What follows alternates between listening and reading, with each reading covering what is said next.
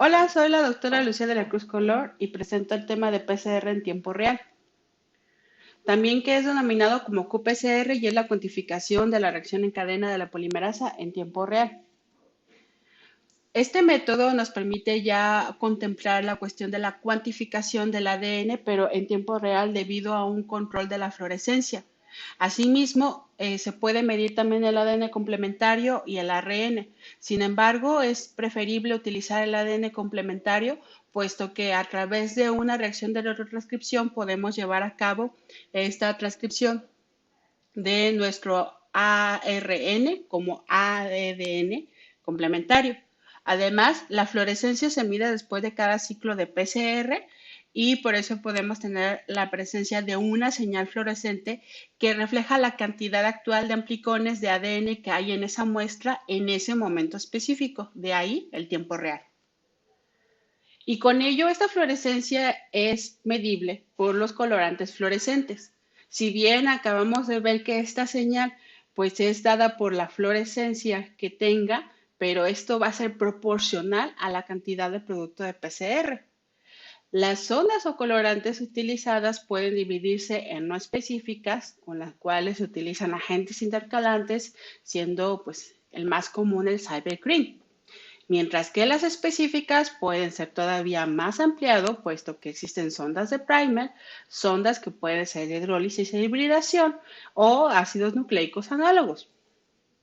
Asimismo, para que nosotros podamos tener en este caso pues la lectura, pues con estos colorantes fluorescentes pues son captados por diferentes longitudes de onda. Las condiciones experimentales, gracias a lo anterior, pues entonces, si nosotros tenemos estos colorantes, el termociclador utilizado debe de ser especial, puesto que ya no bastará con que nosotros establezcamos una temperatura y un tiempo, puesto que pues va a continuar haciendo esa función.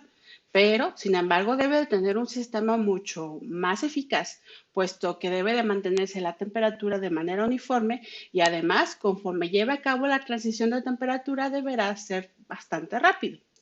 Y con la presencia de los colorantes, pues además este termociclador cuenta con una fuente de energía para que pueda hacer una excitación de los fluoroforos y pues con ello podamos tener pues este sistema de detección que permita monitorear la señal emitida. De hecho, estos termocicladores cuentan con una pantalla con la que nosotros podemos hacer ese monitoreo. Además, ya habíamos hablado en el PCR convencional, pues que necesitamos una mezcla de reacción. Aquí se habla de un master mix, con la cual de hecho ya viene contemplado nuestra polimerasa, nuestro buffer, el cloruro de magnesio, los NTPs y pues además el sistema reportero de fluorescencia. Y por otro lado tenemos a los iniciadores, a la sonda y un agua especializada que sea libre de nucleasas. Y esto sería pues contemplado como se lleva a cabo pues la mezcla de reacción, en la cual podemos contemplar cuando podemos trabajar con una muestra que tenga un ARN y este sea transformado después a un DNA complementario o trabajar directamente de hecho con un DNA que en este caso pues sea directo. Sin embargo, en la cuestión de la retrotranscripción, pues es importante contemplar que puedas trabajar con kits que te pueda lograr en este caso en un solo paso o en dos pasos. Por eso ese sistema de qPCR con transcriptasa reversa, que también lo podemos denominar como RT-qPCR, diferenciarlo justamente de aquel RT con PCR. ¿Por qué? Porque si bien pues la retrotranscripción es una variación de la técnica de PCR, pero podemos hacerlo para un PCR convencional y también para, en este caso, pues el de tiempo real. La idea pues también es amplificar el ARN en específico, pero el poder trabajar con esta enzima de transcriptasa inversa, tendríamos en este caso nuestro DNA complementario a partir de esta muestra. Y es muy dado, sobre todo en la cuestión experimental, que se trabaja en este caso con tejidos o con muestras biológicas que nos permita pues trabajar sobre todo con expresión génica. Es por eso pues que nos menciona que es muy común en esas áreas. Otras condiciones experimentales es que ahora los ciclos se trabaja en este caso con un primer ciclo a los 95 grados a 5 minutos, que es lo que nos permite activar a nuestra polimerasa y posteriormente continuamos con 40 ciclos. Estos 40 ciclos sí está condicionado de acuerdo pues al trabajo experimental que se esté realizando. Sin embargo, pues sí es recomendado utilizarlo a 2 pasos, a 95 grados, a 15 segundos y a 60 grados a 1 minuto. También se permite una extensión final, pero es meramente para poderlo terminar. Además, el material utilizado que nosotros podemos hacer para hacer las mezclas de reacción, sí es un material especializado para que el mismo sistema de detección pueda entonces lograr esta excitación de los fluoróforos y poder hacer la señal emitida. Y es por eso que podemos tener dos vistas. La primera vista podría ser a través, en este caso, de la pantalla del termociclador, para que conforme nosotros trabajemos, de hecho, el trabajo se hace masivo, puesto que podemos trabajar con múltiples reacciones y entonces, pues la coloración es que nos indica, pues es la presencia, en este caso, de nuestro material genético. Y por otro lado, se trabaja con un software que nos permite ver pues el panorama sobre esa emisión de fluorescencia y además pues ya emitir como tal pues un dato y asimismo de hecho tiene una condición muy interesante que también nos permite ver pues si hay presencia o no de muestra en base a un registro que nosotros hacemos sobre la misma placa que tiene justamente el termociclador.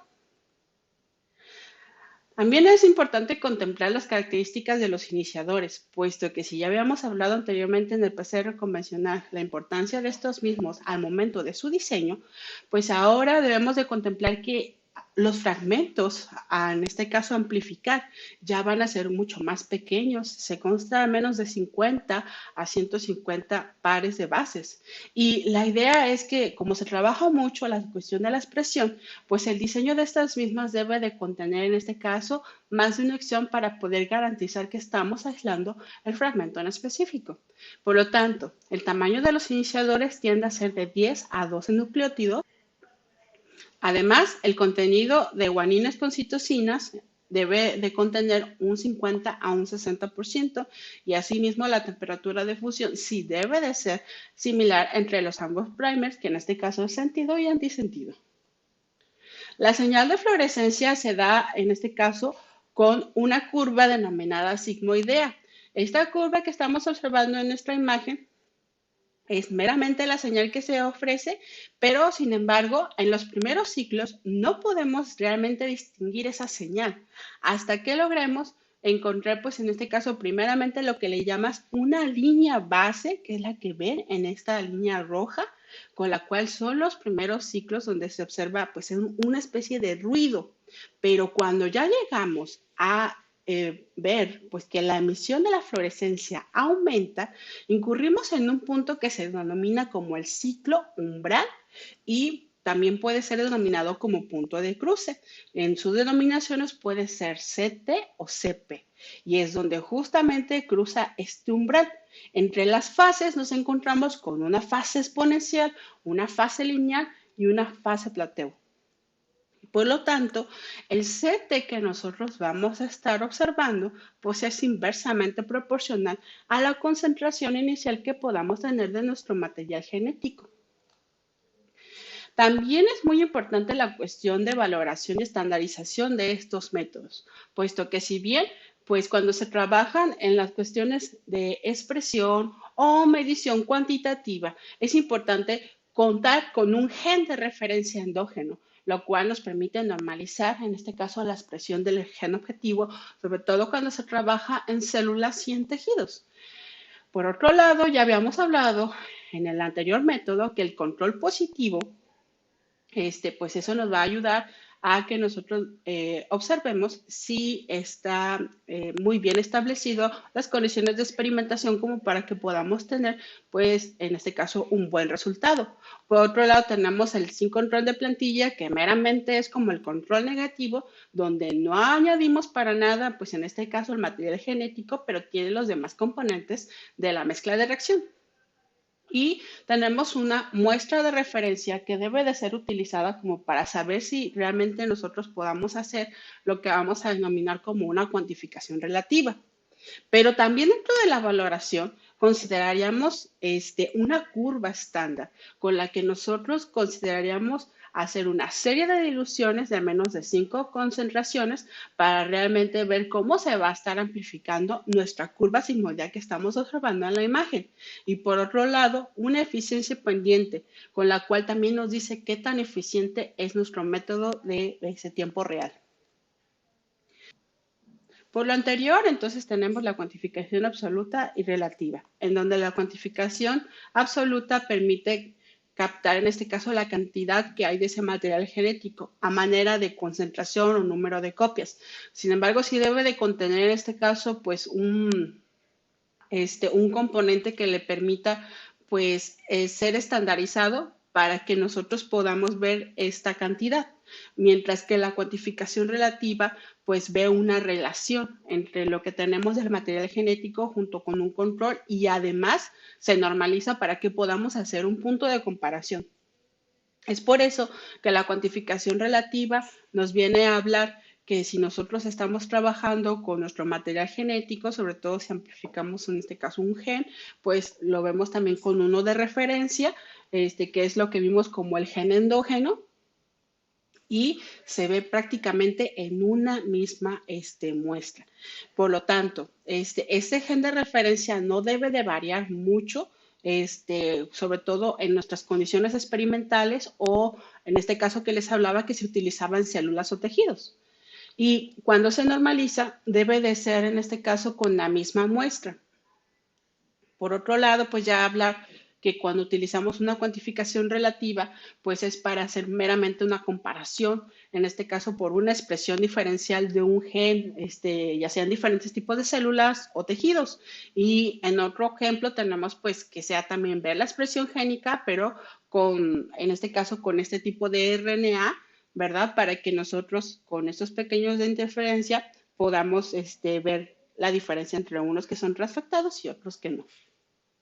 Entre la aplicación, pues tenemos en este caso el análisis ya de polimorfismos, con la cual podemos hacer un mapeo, alguna asociación de enfermedades ya de tipo poligénicas, estudios de genética en población y los de farmacogenética como para ver si hay una buena disposición hacia tratamientos.